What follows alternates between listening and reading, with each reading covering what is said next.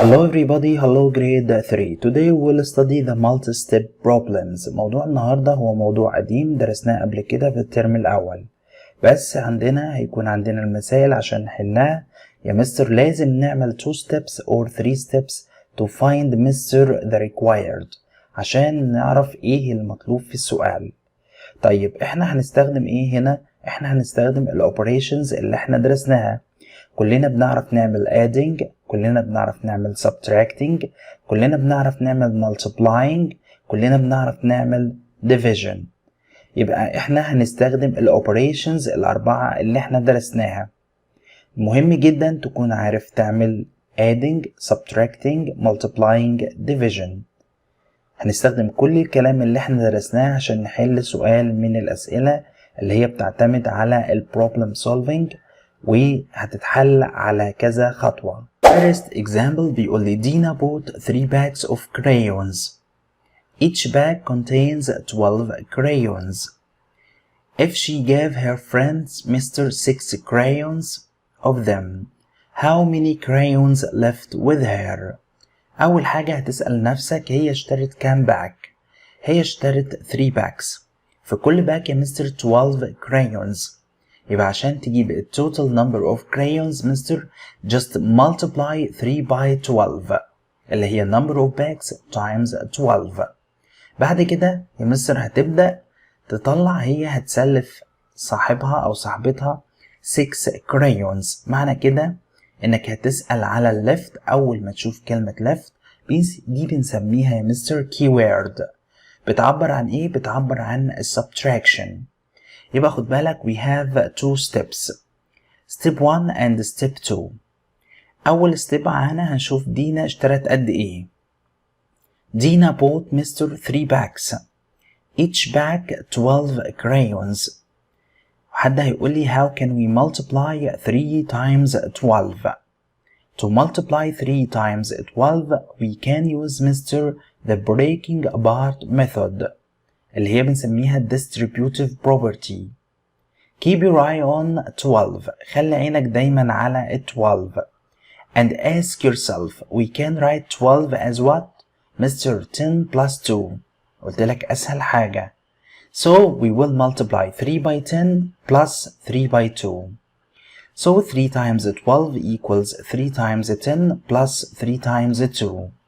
كلنا عارفين يا مستر 3 times 10 equals 30. plus 3 times 2 equals 6.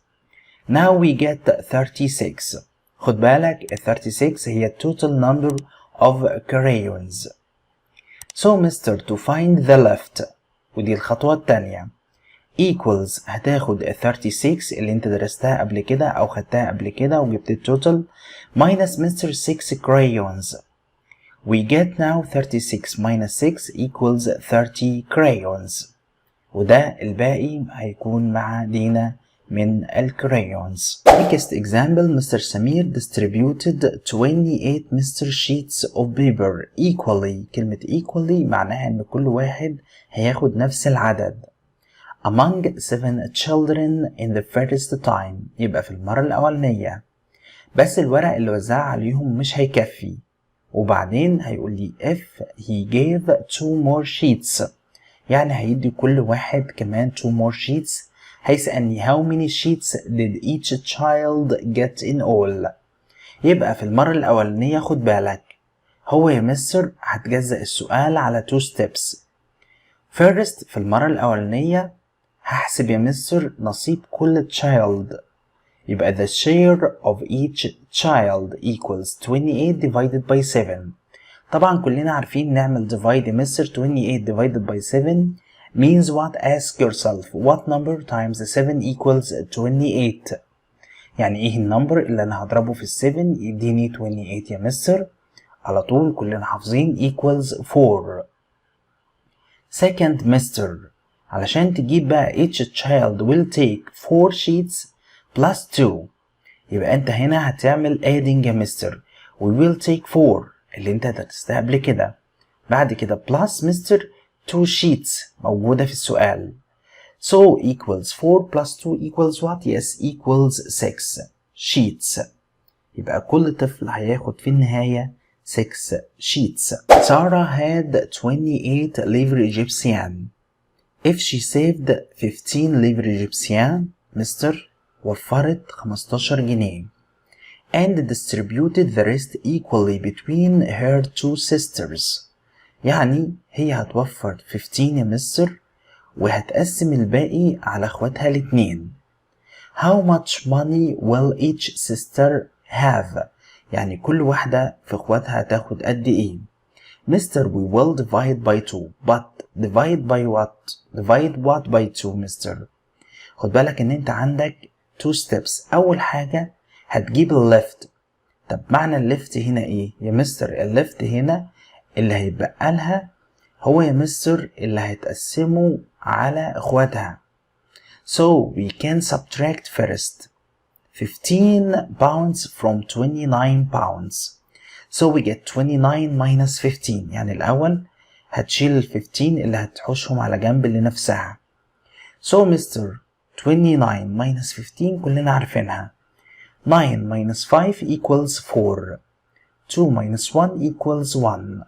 We get Mr. 14 pounds. Second step. The share of each sister equals ال 14 pounds هتقسموا على اخواتها الاتنين. طب عرفت ازاي ان عندها اخوات الاتنين 2 sisters اتقالت في السؤال عندك. So mister we take 14 and divide 14 by 2 number of sisters. So 14 divided by 2 equals what? Equals 7 livres Egyptian. يبقى انت خد بالك ان انت هتاخد يا مستر كل واحدة هتاخد 7 pounds. Qasim bought 5 pencils for Mr. 3 pounds each and 6 pens for 4 pounds. How much money did Qasim pay for all? خد بالك ان هو هنا هيشتري نوعين من الأقلام. النوع الأولاني يا مستر each of them مستر 3 pounds يعني الواحد ب3 جنيه. والنوع التاني مستر 4 pounds يبقى نوع ب3 جنيه رخيص ونوع تاني ب4 جنيه رخيص. بس النوع الأولاني هو اشترى منه 5 والنوع التاني اشترى منه 6. طب هو هيدفع قد ايه في النوعين؟ يبقى مستر احنا عندنا هنا 3 steps. أول step معانا يا مستر we will find Mr. the price of the first type. يبقى انت عندك first type هتقول لنفسك he bought 5 pencils each of them is 3 pounds. كل واحد بيتكلف 3 جنيه. So he will pay 5 times 3 equals 15 pounds. يعني هو هيدفع النوع الأول يا مستر 15 pounds. بنفس الأسلوب هتروح للنوع التاني اللي هو أبو 4 جنيه. 6 pence for 4 pounds. So we get the second type mister 6 times 4 equals what? Yes equals 24 pounds. خلاص عشان تشوف هو هيدفع قد ايه في الاتنين just add mister 15 plus 24. So step 3 just add 15 plus mister what? Yes 24. 15 plus 24 just add one's place. 5 plus 4 equals 9. 1 plus 2 equals 3.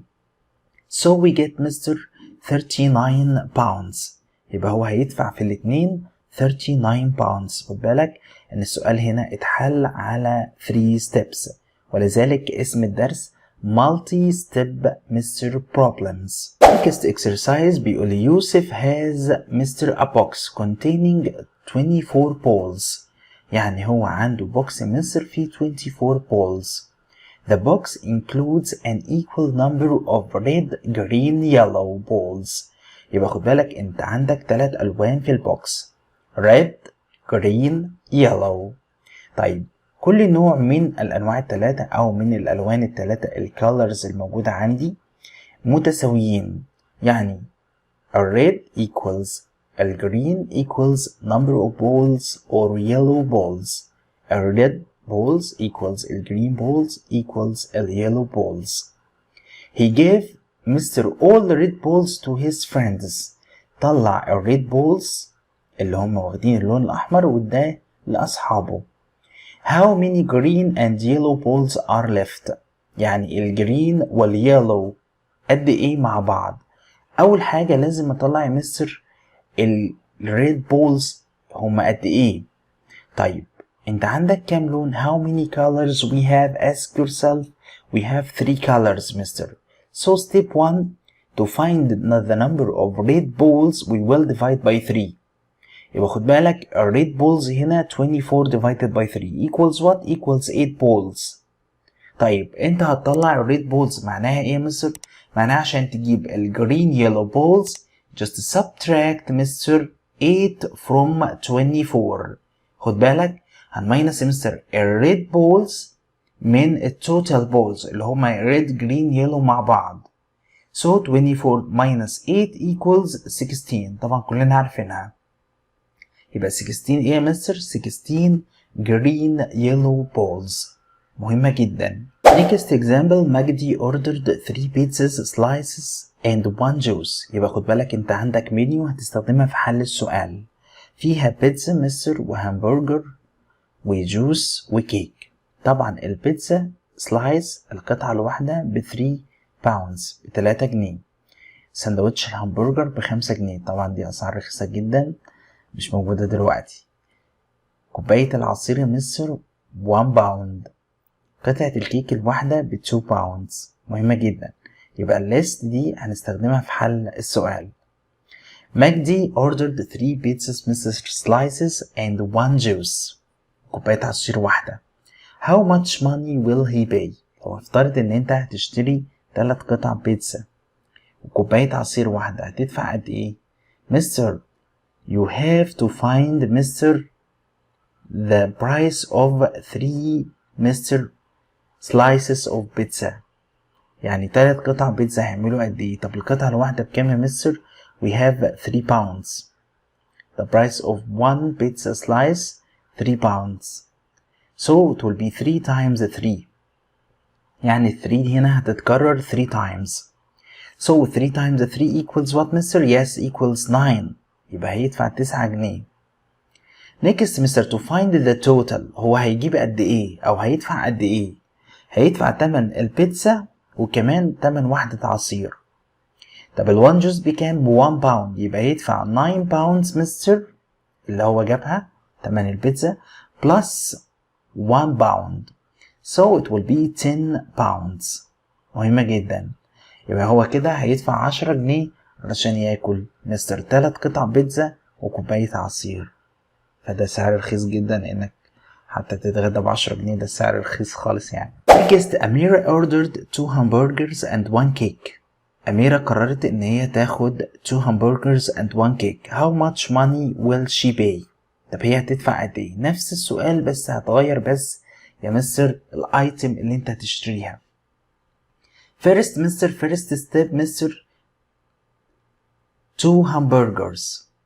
هتشتري سندوتشين من الهامبرجر.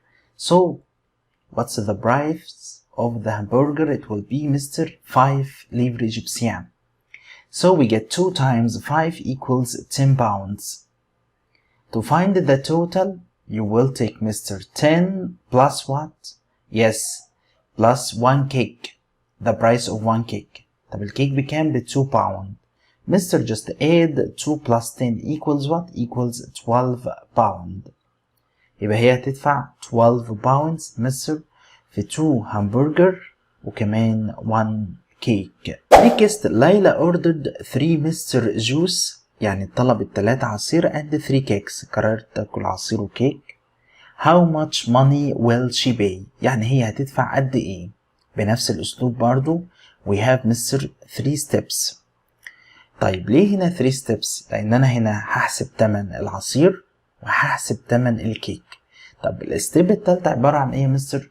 just add مستر the price of 3 juice and 3 cakes. so 3 juice مستر 3 cakes and total 3 juice it will be 3 times 1. طب ليه 1 يا مستر؟ the price of the juice is 1. so 3 times 1 equals 3 pound. the price of 3 cakes it will be 3 times Mr. 2. why 2? because it decided Mr. to buy 3 cakes. طب والواحدة بكام؟ ب2. So 3 times 2 equals 6 pound. To find the total just Mr. add now 3 Mr. plus what plus 6 equals 9 pound. يعني هي هتدفع كده 9 pound. يبقى خد بالك انك انت عشان تحل السؤال جزأته ل 3 steps. مرة جبت تمن العصير وبعدين تمن الكيك وبعدين جبت مصر السم او التوتال. next exercise حسام bought 3 hamburgers. يعني حسام قرر يشتري 3 hamburgers and paid 20 pounds. طبعا كان معاه مبلغ كبير فهو ما كانش معايا مصر change او حاجات صغيرة علشان يدفع بيها. how much change will he get back؟ يعني هو الراجل هيرجع له قد ايه؟ يعني هو هيدفع مصر 20 pounds ورقة واحدة. طب هو هيرجع له قد ايه؟ هيشتري منها وبعدين هيرجع له باقي. سهلة جدا. يبقى معنى كده ان احنا هنعمل 2 steps. اول ستيب يا مستر هنشوف هو هيدفع قد ايه في 3 همبرجرز. يبقى خد بالك بعد كده هنحسب للتشينج. طيب 3 همبرجرز 1 همبرجر equals 5 pound. يبقى 3 يا مستر يبقى 3 times 5 equals what؟ yes equals 15. سهلة جدا. طب هو كان معاه قد ايه؟ هو كان معاه 20. ما ننساش كان معاه 20 pounds ورقة 20 جنيه. minus مستر what he pay for 3 hamburgers. يعني minus كام؟ minus مستر 15 اللي انت حسبته قبل كده. minus 15. So 20 minus 15 equals what? yes equals 5 pounds. يبقى الراجل هيرجع له 5 pounds 5 جنيه. Next نادر had 4 bags of marbles. Each contained Mr. 9 marbles. يبقى خد بالك هو معايا مستر 4 bags وكل باج فيها 9. To find the total marbles خلاص كلنا حفظنا مستر الخطوات. 4 times 9 we get 36 marbles. He also had 18 marbles that were not in a bag. يعني الشنطة اللي معاها مش مكفية الماربلز بحالها فهو حاطط مستر 36 وكمان حاطط بره معاه 18. بيسأل على how many marbles did نادر have in all. أول ما تشوف كلمة in all دي keyword بتعبر عن السم. يعني ايه sum يا مستر؟ يعني انت هتعمل adding. So we have 2 steps. أول step معانا how many Mr. marbles in 9 Mr. in 4 bags. أول خطوة how many marbles in 4 bags. So first it will be 4 times 9 equals 36. Second step Mr. how many marbles in all. هاخد ال 36 اللي أنا جبتها قبل كده plus Mr. what plus 18 اللي هما بره مش في الشنط معاه outside. So 36 plus 18 just count. 6 plus 8 equals 14. Write 4 and carry 1 over 3. It will be 4 plus 1 equals 5. So we get Mr. 54 marbles. يعني هيكون مع نادر كده يا مستر 54 marbles. يبقى متنساش احنا حلينا المسألة على خطوتين. الخطوة الأولى هشوف هو معاه كام ماربلز في 4 bags. يبقى هضرب يا مستر number of bags times مستر number of marbles in each bag. وبعدين هاخد 36 هعمل عليها plus 18 اللي هي الماربلز يا مستر اللي بره الشنط. بعد كده هعمل adding عادي جدا هينتج عندي total number of marbles which is 54 marbles. Next يسرا had 17 meters of cloth. يعني هي شغالة خياطة ومعاها 17 meters of cloth من القماش. She made 3 dresses. صنعت 3 فساتين of the same size بنفس الحجم. يعني كل فستان هياخد عدد يا مستر من المترز أو من الأمتار متساوي. And 8 meters of cloth were left. وكمان بقى معاها اتبقى بعد ما صنعت 3 فساتين أو خيطت 3 فساتين اتبقى معاها من القماش 8 meters. How many meters of cloth did each dress take؟ يعني كل فستان خد كام متر؟ أول حاجة يا مستر علشان تحسب كل فستان أخد كام متر، ستيب 1 لازم أجيب الأول الليفت.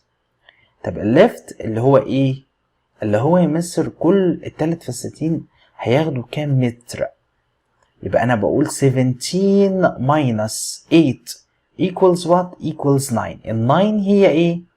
هي الأمتار اللي استخدمتها علشان تفصل 3 فساتين أو تخيط 3 فساتين 3 dresses. طيب هو قال حتة مهمة هنا the same size يعني كلهم نفس السايز equally. يبقى each dress mister will take what؟ how many meters؟ يبقى 9 دي we will divide 9 by number of dresses which is 3. يبقى انت هتقوله 9 مستر divided by 3. خد بالك ال 9 هي ايه؟ هي مستر الامتار ل 3 dresses. طيب انت جبتها ازاي يا مستر؟ number of all meters minus 8 اللي هو اتبقى بعد التفصيل equals 9. So each dress mister it will be 9 divided by 3 equals طبعا 3. Ask yourself what number divided by 3 equals 3. So mister it's 9. هيديك ال 9. يبقى خد بالك ان كل فستان يا مستر will take 3 meters. Next example Adam saved 20 leverage Egyptian per week for 4 weeks. يعني هو بيوفر لمدة 4 أسابيع. وفر يا مستر كل أسبوع 20 pounds. In the 5th week he only saved 10 pounds. جه في الأسبوع الخامس ما قدرش يسيطر على نفسه يا مستر في المصروفات ووفر بس 10 pounds. How many money did Adam save in 5 weeks؟ في الخمس أسابيع بقى كلهم هيوفر قد إيه يا مستر؟ We have 2 steps. طبعا step 1 و step 2. step 1 هشوفه في ال 4 weeks و step 2 في ال 5 weeks. في ال 4 weeks يا مستر each week 20 pounds so we get 20 times 4.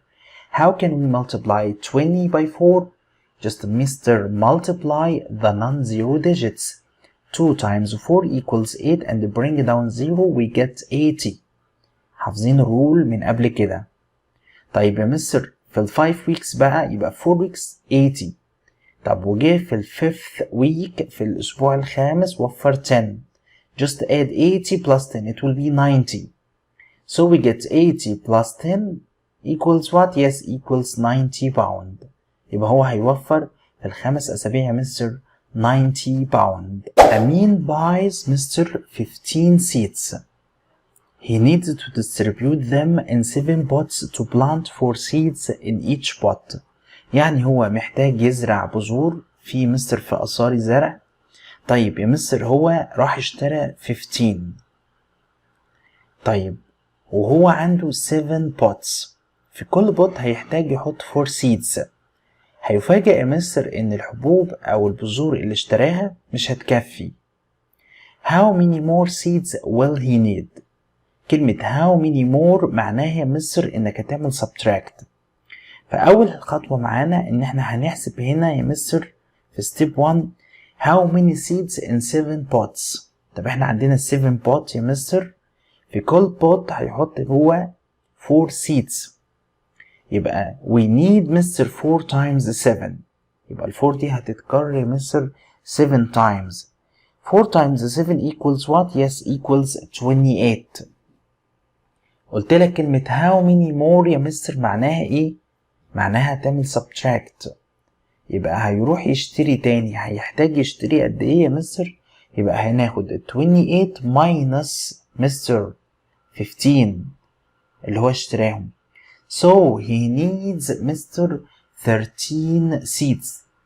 28 minus 15 equals 13. Next exercise, each day for a week, Salma eats 7 crackers for a snack. The next week she ate 60 crackers. How many more crackers did Selma eat in the next week than the first week؟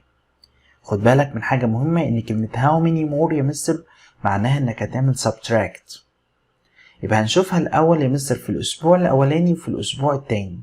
في الاسبوع الاولاني step 1 Mr. First she eats 7 crackers for a snack. اوكي طيب في اليوم يعني بتاكل 7 crackers for each day for a week. 7 crackers. يبقى معنى كده ان انت علشان تجيب هي هتاكل قد ايه طول الاسبوع. الاسبوع عندنا فيه 7 days. 1 week equals 7 days. So it will be 7 times 7 equals 49. How many more معناها يا مستر في الاسبوع التاني هي اكلت 60 crackers. So to find Mr. how many more crackers did Selma eat in the next week than the first week؟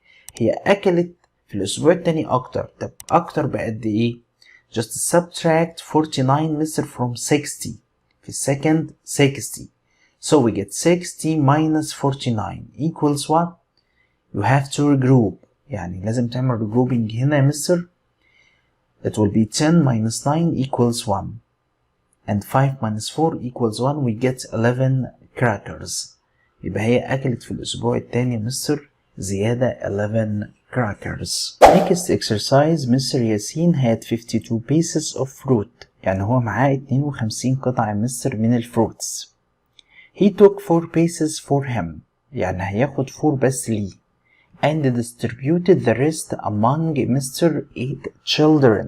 طبعا كلمة equally يعني كلهم قد بعض. وكلمة distributed يا مستر من الكي ووردز بيكون معناها دايما divided by أو sharing. كلمة sharing يعني أنت هتعمل تقسيمة. How many pieces of fruit does each child get؟ يعني كل واحد هياخد قد إيه؟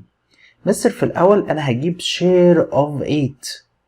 يعني إيه share of 8 يا مستر؟ يعني كله ال 8 هم كلهم بقى هيتقسم عليهم قد إيه؟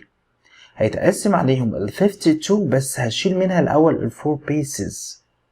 So Mr. 52 minus 4 equals 48. Now each child will take 48 divided by Mr. what? Divided by 8. طب ليه 8؟ عشان هم عددهم 8. طب ال 48 هي ايه؟ هي نصيبهم هم كلهم. 48 divided by 8. Ask yourself what number times 8 equals 48 Mr. It will be 6. So we have 6 pieces. كل واحد هياخد 6 pieces. بكده يبقى احنا انتهينا من درس النهاردة. اشوفكم على خير ان شاء الله في الحصة اللي جاية. ما تنساش لو عجبك الفيديو تعمل لايك وشير مع اصحابك. سبسكرايب في القناة.